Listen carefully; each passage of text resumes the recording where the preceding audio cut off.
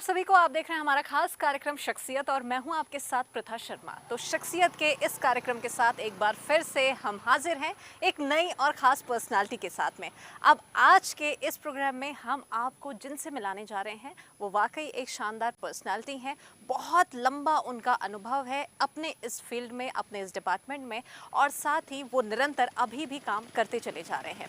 तो चलिए फिर इस रात से हम जल्द ही पर्दा हटाते हैं और आपको बताते हैं कि आज के हमारे इस कार्यक्रम के खास शख्सियत है कौन। तो आज के हमारे खास शख्सियत है प्रोफेसर बलदेव भाई शर्मा जी। वो हैं कुशाभाऊ ठाकरे विश्वविद्यालय के कुलपति और उनसे आज हम मिलके बहुत सारी बातें करने वाले हैं, चर्चा करने वाले हैं। वो संघ से, आरएसएस से जुड़े हुए हैं और साहित्य में, लेखनी में उनकी विशेष रुचि है। लंबा अनुभव उनका इस क्षेत्र में है। शुरुआत उन्होंने शिक्षक से की थी और उसके बाद में आज इस पद पर वे काबिज हैं। बहुत सारी बातें होंगी, बहुत सारी बातें हैं। तो चलिए मेरे साथ। सर नमस्कार। नमस्कार। बहुत स्वागत है सर आपका हमारे धन्यवाद। कार्यक्रम में। तो आज हमारे साथ में प्रोफेसर बलदेव भाई शर्मा जी मौजूद हैं और इनसे हम बहुत सारी चर्चा अब करने वाले हैं।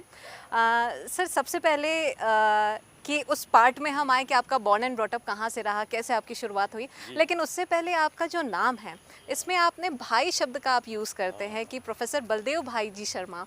तो ये भाई क्या किसी चीज़ से कनेक्टेड है या इसकी कोई कहानी है? ये मुझे बहुत लोग पूछते हैं जी। और मुझे सामान्यतया गुजरात का मानते हैं। अच्छा। तो गुजरात में नाम के साथ भाई लिखने की परंपरा है, लेकिन मैं मथुरा ज़िले के एक गांव में पैदा हुआ और मेरे पिताजी ने, जैसे कि हर माता पिता अपने बच्चे का नाम स्कूल में लिखाते हैं, उस समय बच्चे की कोई भूमिका नाम तय करने में नहीं होती, ऐसे ही मेरा नाम लिख दिया। बाद में जब मैं थोड़ा समझदार हुआ तो मैंने नाम का विश्लेषण किया कि मेरा नाम बलदेव भाई क्यों रखा मेरे पिताजी ने। तो मुझे ध्यान आया कि जहाँ का मैं हूँ वो स्थान कृष्ण के बड़े भाई बलदाऊ जी अच्छा का तीर्थ है और वहाँ दाऊ जी महाराज के नाम से बड़ा विश्व प्रसिद्ध मंदिर है।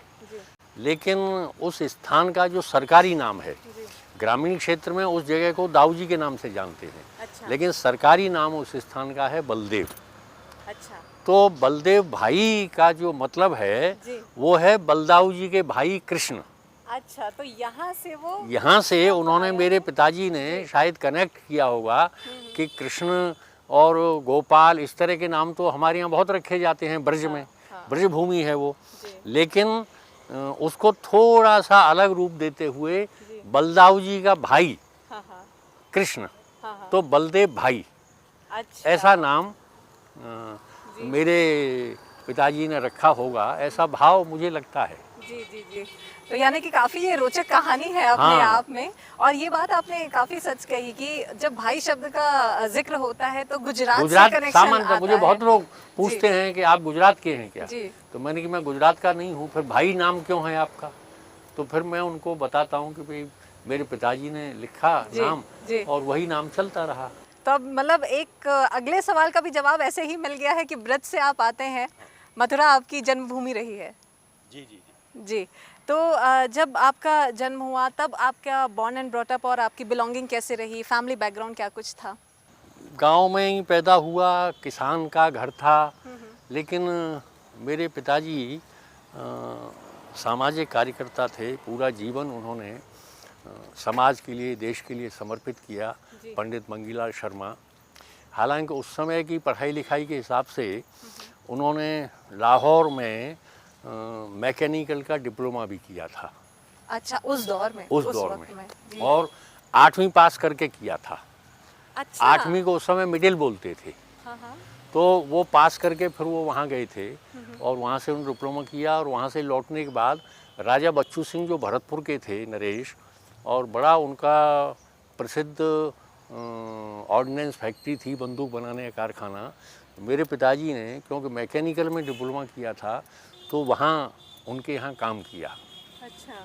बाद में फिर समाज सेवा का भाव उनके मन में आया और राष्ट्रीय स्वयंसेवक संघ, जिसे आरएसएस कहते हैं लोग, उसके संपर्क में वो आए और फिर पूरा जीवन ही उनका बदल गया। और गृहस्थ होते हुए भी उन्होंने अपना पूरा जीवन समाज कार्य के लिए संघ के प्रचारक के रूप में लगा दिया। अच्छा। तो उत्तर प्रदेश में संघ और उस समय जनसंघ की स्थापना भी हुई। तो वो बड़े प्रसिद्ध और बहुत प्रभावशाली व्यक्ति थे।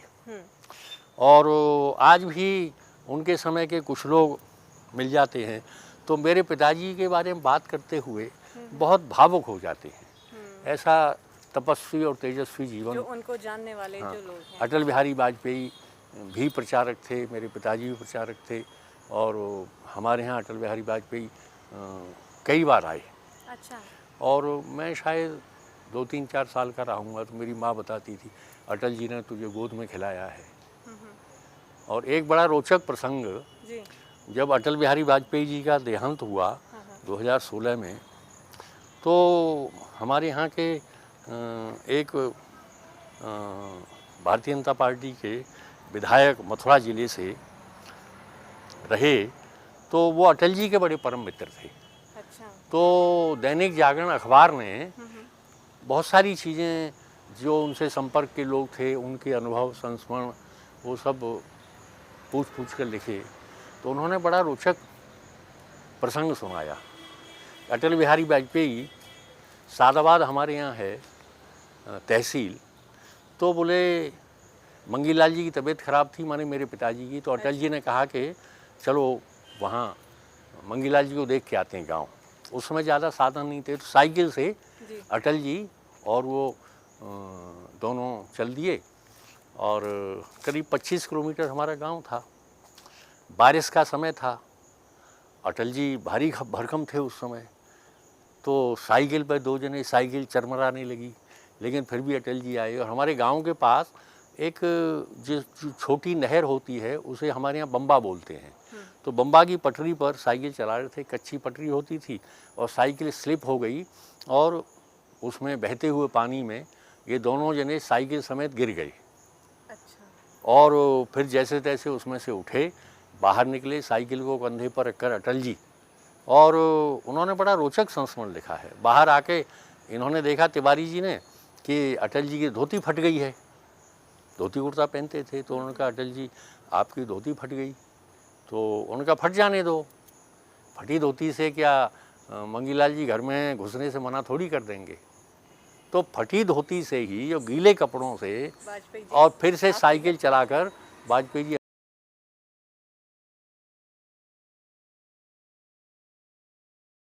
हमारे गांव पहुंचे। संघ की अगर बात आती है सर, तो आरएसएस से आप फिर कब से जुड़े? क्योंकि एक तो शुरुआत से ही आपने वो माहौल, आप मैंने खुद रहा और आपने खुद देखा भी है उन सब चीज़ों को, लेकिन आपका जुड़ाव, आपका लगाव कब से और कैसे रहा? मुझे दरअसल याद नहीं है कि कब से संघ में जाने की शुरुआत हुई। स्वतः ही आ गए। स्वतः ही। और रज्जू भैया जो संघ के सरसंघ चालक रहे और विश्व के जाने माने भौतिक विज्ञानी थे, तो वो मुझे कहा करते थे कि ये तो मंगी लाल जी का लड़का हमको विरासत में मिला है, इसने तो गर्व से ही संघ को सीखा है। तो पिताजी के साथ रहकर बचपन में ही, फिर गांव में संघ की शाखा लगती थी, उसमें आना जाना, फिर संघ कार्य में जुड़ जाना। पिताजी संघ के प्रचारक रहे, कई लोगों का उन्होंने निर्माण किया। कल्याण सिंह जी का आपने नाम सुना होगा, उत्तर प्रदेश के मुख्यमंत्री रहे, राजस्थान के राज्यपाल रहे, और बड़े तेजस्वी व्यक्ति थे। कल्याण सिंह जी को, जब मेरे पिताजी अलीगढ़ में प्रचारक थे, तो एक छोटा सा गांव अतरौली के पास है मढ़ौली, वहाँ एक बहुत छोटे किसान परिवार के ये लड़के थे, लेकिन पढ़े लिखे थे, तेज थे। उन्होंने पहचान लिया।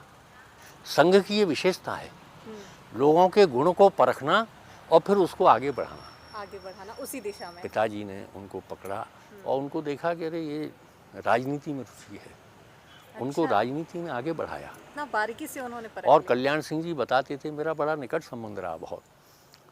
वो बताते थे, पिताजी को भाई साहब कहते थे, बोले भाई साहब ने मेरे जैसे साधारण आदमी को किस तरह नेता बनना है, कैसे भाषण देना है, और किस भावोद्रेक में बोलते समय हाथ कैसे उठाना है, ये बोले सब मुझे सिखाया है। इतनी बारीकी से, इतनी बारीकी। कल्याण सिंह जी बड़ी श्रद्धा रखते थे मेरे पिताजी के प्रति। और गांव में कल्याण सिंह जी बीच बीच में आते थे, क्यों पिताजी बाहर रहते थे, मेरे जो बाबा थे वो वृद्ध थे। तो खेती में काम किया है कल्याण सिंह ने एमएलए होने के बावजूद। और जब विधायक बने कल्याण सिंह जी पहली बार, तो मतलब कैसी बॉन्डिंग मेरे पिताजी के प्रति उनकी थी, कितना सेवा भाव। तो वो रात में जी। अलीगढ़ के कलेक्टर से विधायक बनने का प्रमाण पत्र लेकर जी। और सीधे हमारे गांव अच्छा। 50 किलोमीटर, और उस समय एक टूटी सी जीप थी, वो गांव आते आते 1 किलोमीटर पहले फंस गई। अच्छा। फिर पैदल ही गांव आए, रात में 12 बजे पहुंचे, और फिर पिताजी ने गांव से फावड़ा लेकर लोग भेजे, फिर जीप को निकाल के लाए। जी।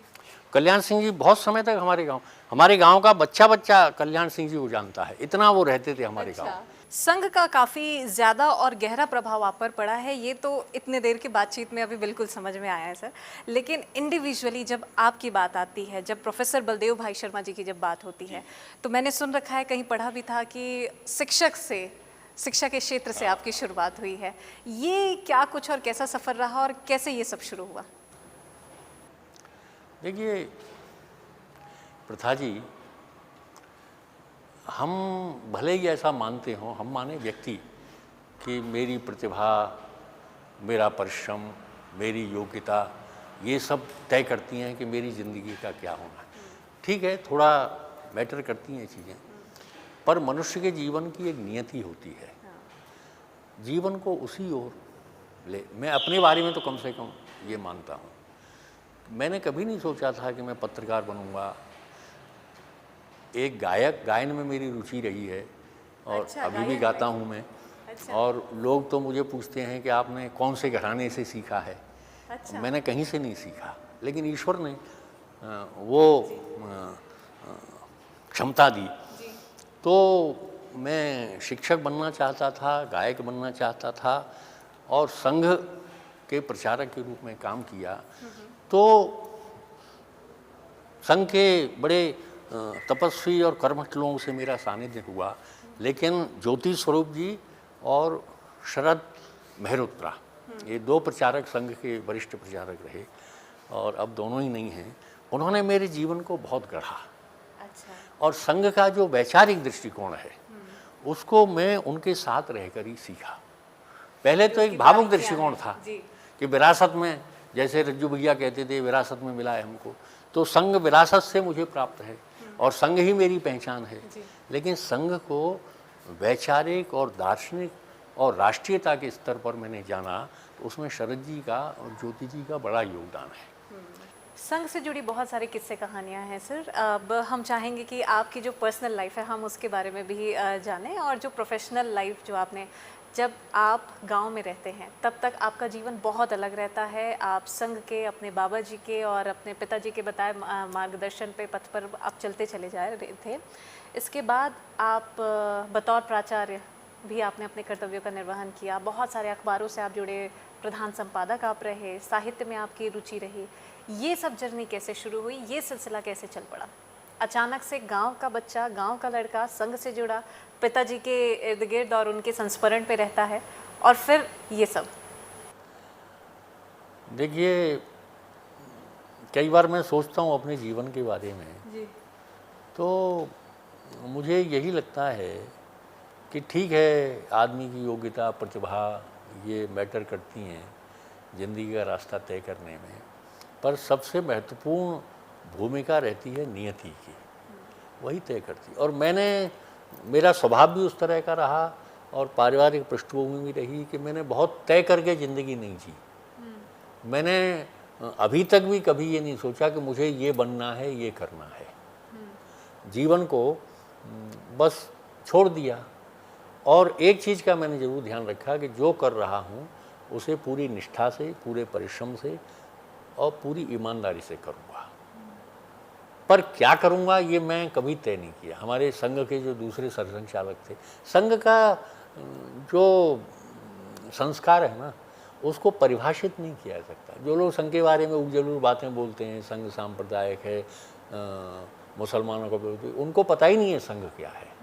संघ जीवन का संस्कार है, और वो जिस तरह मेरे अंदर बैठता चला गया, उसने जीवन का पूरा रंग रूप अपने आप तय किया। मैंने कभी नहीं सोचा। इमरजेंसी लगी, उसमें जैसे मैंने बताया कि अखबारों को, और कितनी कठिन परिस्थितियां, अब वो यहाँ उतना अवसर नहीं है, अगर वो सब बातें बताई जाएं तो बिल्कुल ऐसा रोमांचक अनुभव जीवन का है, कितनी चुनौतियाँ आई।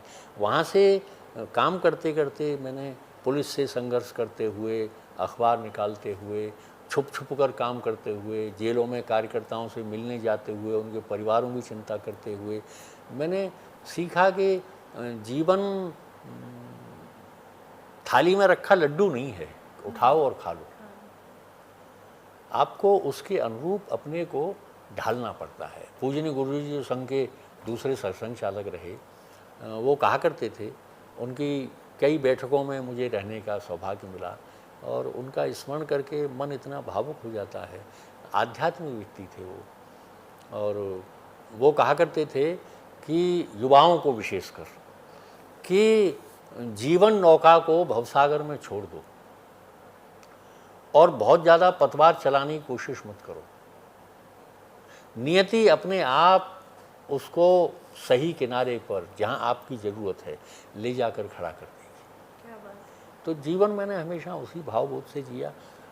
प्रचारक रहा इमरजेंसी में भी, बाद में हमारे जैसे मैंने बताया ना ज्योति स्वरूप जी प्रचारक थे, उन्होंने मुझे कहा कि नहीं अब तुम घर वापस जाओ।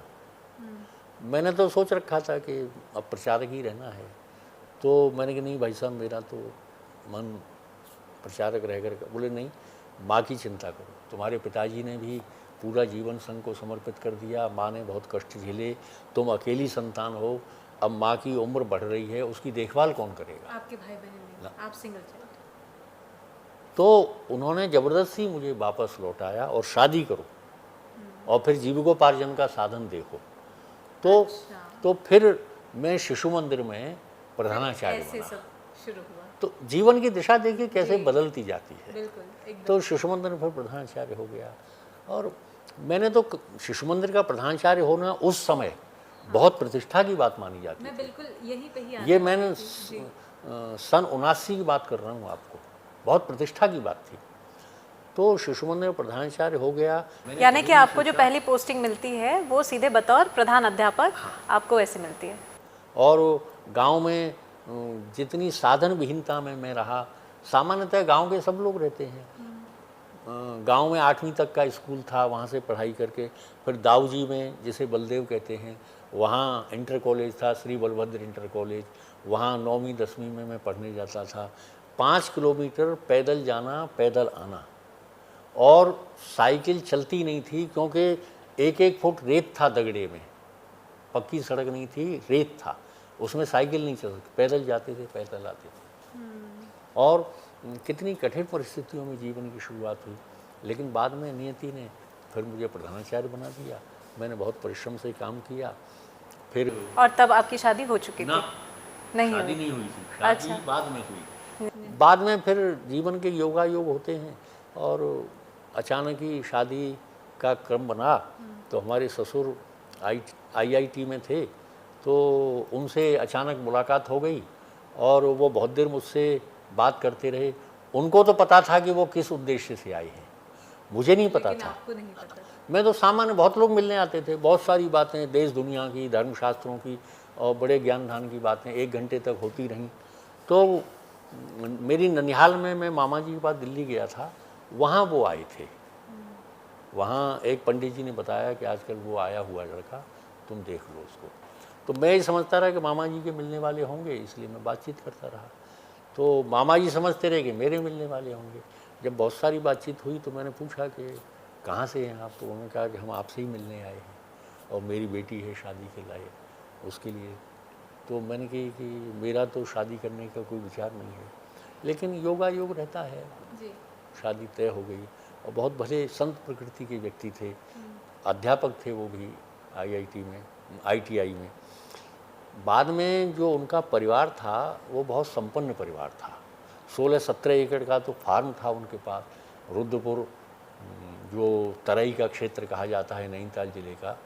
तो जब उन्होंने घर जाके बताया, मैं धोती कुर्ता पहनता था और बहुत साधारण जीवन था, 400 रुपये मुझे वेतन मिलता था वहाँ प्रधानाचार्य। तब मैं मुरादाबाद में आ गया था, पहले हसनपुर में था, मैं मुरादाबाद में आया। तो हमारी सास और हमारे बड़े साले ये सब बहुत पढ़े लिखे लोग थे, खूब पैसा था। तो उनको लगा कि अरे धोती कुर्ता पहनने वाला लड़का और वो भी 400 रुपये, ये सन 83 की बात है। तो उन्होंने कहा नहीं नहीं, ये बेकार लड़की को कहाँ कुएं में धकेल रहे हो। लेकिन मेरे ससुर के मन में था कि नहीं, यही लड़का उपयुक्त है। तो वो बाद में मुझे पता चला कि उन्होंने अपनी बेटी से भी पूछा कि भाई धोती कुर्ता पहनता है, तुमको जमेगा? तो मेरी पत्नी भी, बाद में मैंने देखा कि बहुत सात्विक स्वभाव की लड़की थी। उसने कहा कि नहीं, आप जो तय करोगे वो ठीक है। लेकिन बाद में मेरी सास ने बहुत पूछ परख की कि 400 रुपये में कैसे ज़िंदगी चलेगी।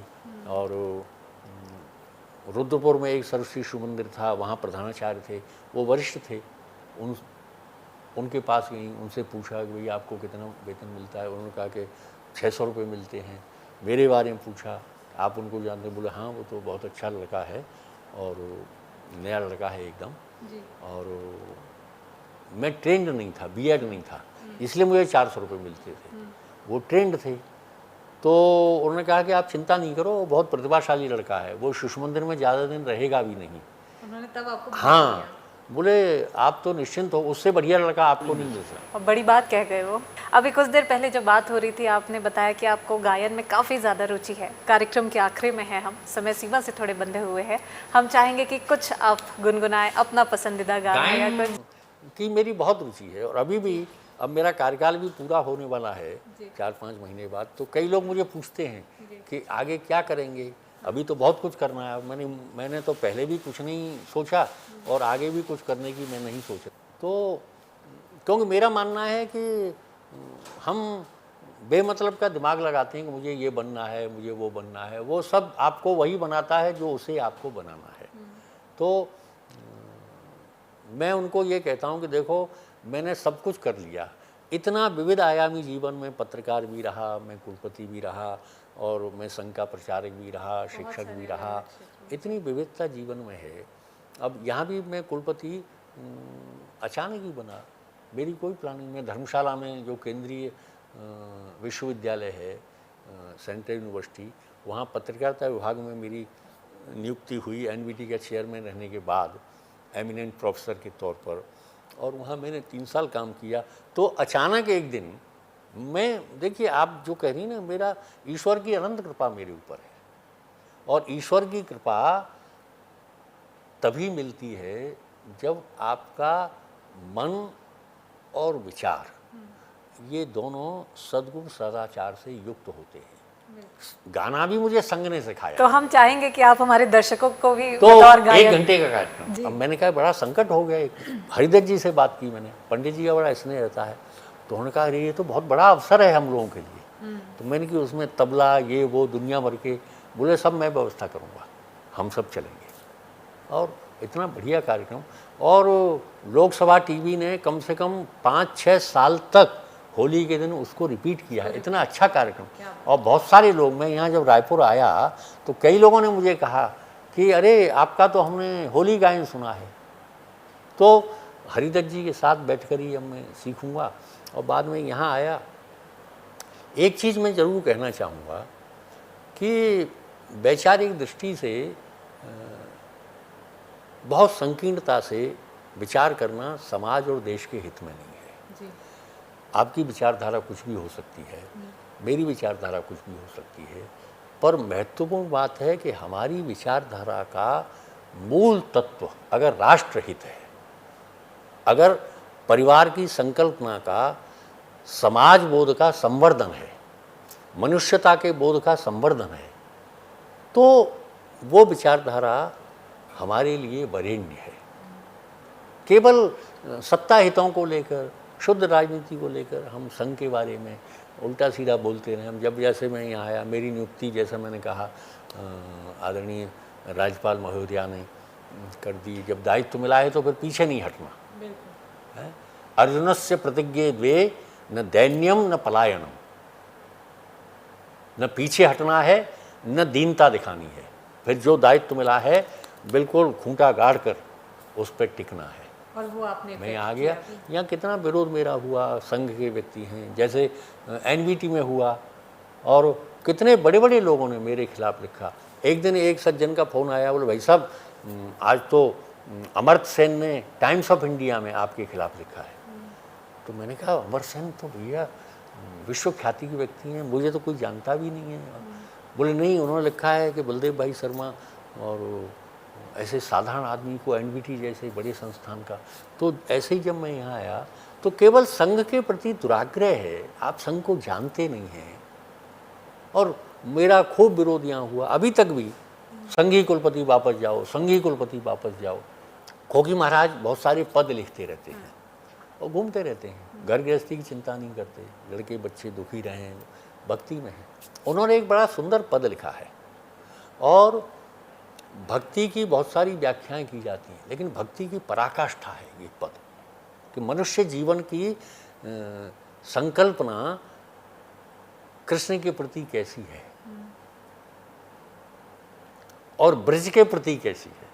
मैं तो ब्रज की स्मरण करते हुए मैं बिल्कुल भावुक हो जाता हूँ। बड़ा सुंदर पद है वो, अंत में सुनाता हूँ मैं आपको। श्री गिरिराज बास में पाऊं, ब्रज तज बैकुंठ न जाऊं। श्री गिरिराज बास में पाऊं, ब्रज तज बैकुंठ न जाऊं। पशु आदिक मोहि बनइयो, जा ब्रज में जन्म दिवइयो। बनूं मैं बैल करूं तेरी टहल, चलूं गाड़ीन में। नित चर्यो करूं परिक्रमा की झाड़ीन में। तेरी पूजा को सामान प्रभु मैं ढोए ढोए के लाऊं, ब्रज तज बैकुंठ न जाऊं। श्री गिरिराज बास में पाऊं, ब्रज तज बैकुंठ न जाऊं। मुझे बैकुंठ भी नहीं सुहा था और भले ही मुझे बैल बना देना, लेकिन जो गिरिराज परिक्रमा की झाड़ियां हैं उनमें ही चलूं और गाड़ी में चलूं। लेकिन गाड़ी भी कौन सी? तेरी पूजा का सामान जिन गाड़ियों में आता है भगवान, उस पूजा के सामान को ढोकर मैं उस गाड़ी में, उस गाड़ी का बैल बनाना मुझे। बहुत सुंदर अर्थ है और उससे ज़्यादा सुंदर आपकी आवाज़ है जिसमें आपने ये गाना गाया है। वाकई आपको सुनना और आपको इतने करीब से जानना समझना ये बहुत शानदार रहा और अच्छा ये अनुभव रहा है। आज शख्सियत के इस कार्यक्रम के माध्यम से जो हमने आपको करीब से जानने की और समझने की कोशिश की है, हमारे दर्शकों को आपने इतनी सारी बातें जो अपनी बताई है, निजी ज़िंदगी से लेके जो बहुत सारी किस्सा गोई हुई, इसके लिए बहुत धन्यवाद सर आपका कि आप हमारे साथ इस कार्यक्रम में जुड़े और शख्सियत के माध्यम से आपने अपनी निजी पर्सनल और प्रोफेशनल लाइफ को जो इतनी खूबसूरती से आपने बताया है। ईश्वरीय कृपा आपके रही है और हम भी समझते हैं इस चीज़ को कि हमारे दर्शकों को भी आज का हमारा ये जो अंश है, ये कार्यक्रम है, वो ज़रूर पसंद आया होगा। एक बार पुनः बहुत आपका धन्यवाद। मैं तो एक साधारण सा पत्रकार और शिक्षक हूँ, लेकिन मुझे इस लायक आपने समझा तो ये मेरे लिए बड़ी बात है। बहुत शुक्रिया सर। तो अकेले ही निकला था जाने बेमंजिल मगर, लेकिन लोग मिलते गए और कारवां बढ़ता गया। ये बात बिल्कुल सच और सटीक साबित होती है प्रोफेसर बलदेव भाई शर्मा जी के साथ, जिनको आज हमने बहुत सारी उनके साथ में बातचीत की है और उनकी ज़िंदगी के बारे में जाना है कि किस प्रकार से उनके पिता का योगदान रहा, कैसे संघ का उनके पर्सनल लाइफ पर, उनके जीवनी पर कितना गहरा प्रभाव पड़ा है और इसके बाद में कैसे वो सीख लेते हैं। फिर उनकी शादी होती है, क्या कुछ वो जीवन यापन के लिए जो ज़रूरी चीज़ें होती हैं उन सभी चीज़ों को वो स्वीकार करते हैं, क्या कुछ चीज़ें वो पीछे छोड़ते हैं और कितनी सारी चीज़ों को लेकर समेट कर वो आगे बढ़ते हैं और निरंतर बढ़ते ही चले जा रहे हैं। और इसी का जीता जागता उदाहरण है कि आज छत्तीसगढ़ के एकमात्र पत्रकारिता विश्वविद्यालय के कुलपति के पद पर वे काबिज है। बहुत सारी किताबें उन्होंने लिखी है, गायन में उनकी विशेष रुचि है और उन्हीं के दो शब्द और दो लाइन जो उन्होंने गुनगुना कर हम सभी को सुनाए हैं वो वाकई काबिल तारीफ है। तो ये तो बात रही आज के कार्यक्रम की और आज के हमारे इस खास शख्सियत की। इसी के साथ आज के इस कार्यक्रम में फिलहाल इतना ही। अगली बार हम फिर से हाजिर होंगे एक नई जगह पर, एक नए शख्सियत के साथ। तब तक के लिए मुझे दीजिए इजाज़त। नमस्कार।